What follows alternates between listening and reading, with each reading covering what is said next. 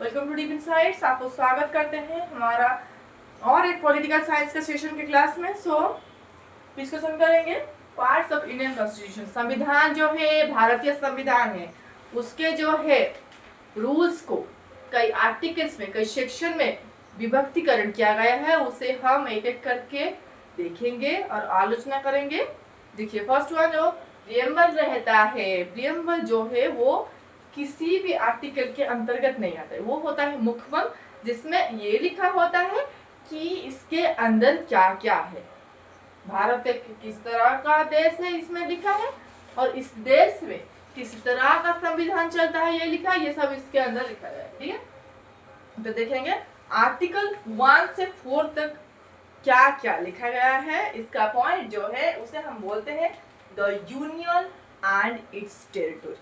इसके अंतर्गत आते हैं, किसके अंतर्गत? 1 से 4 तक इससे अंतर्गत आते हैं union and it's territory. Second हम देखेंगे 5 से 11 तक। 5 से 11 तक कितने आते हैं? सिटीजनशिप जो होते हैं वो आते हैं 5 से, आर्टिकल नंबर 5 से 11 तक आ जाते हैं सिटीजनशिप के बारे में। फिर देखेंगे 12 से 35 तक। 12 से 35 तक आते हैं फंडामेंटल राइट्स।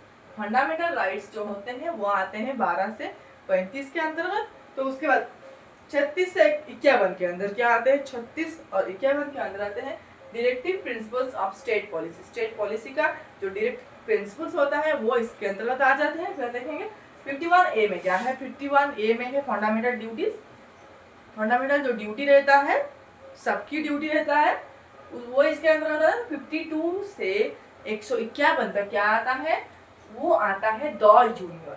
द यूनियन जो है वो आता है 52 नंबर से 151 नंबर तक। ठीक है, अभी देखेंगे 152 से 237 तक कितना आता है, क्या आता है? जो आता है स्टेट्स। स्टेट्स के बारे में जानकारी, उनके लिए कौन सा रूल्स है, कौन से रेगुलेशन है, वो इसके अंदर आता है। 238 में क्या आता है?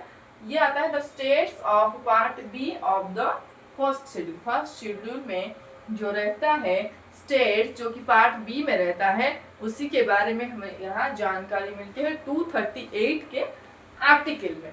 Is that clear? So that's it for today's class.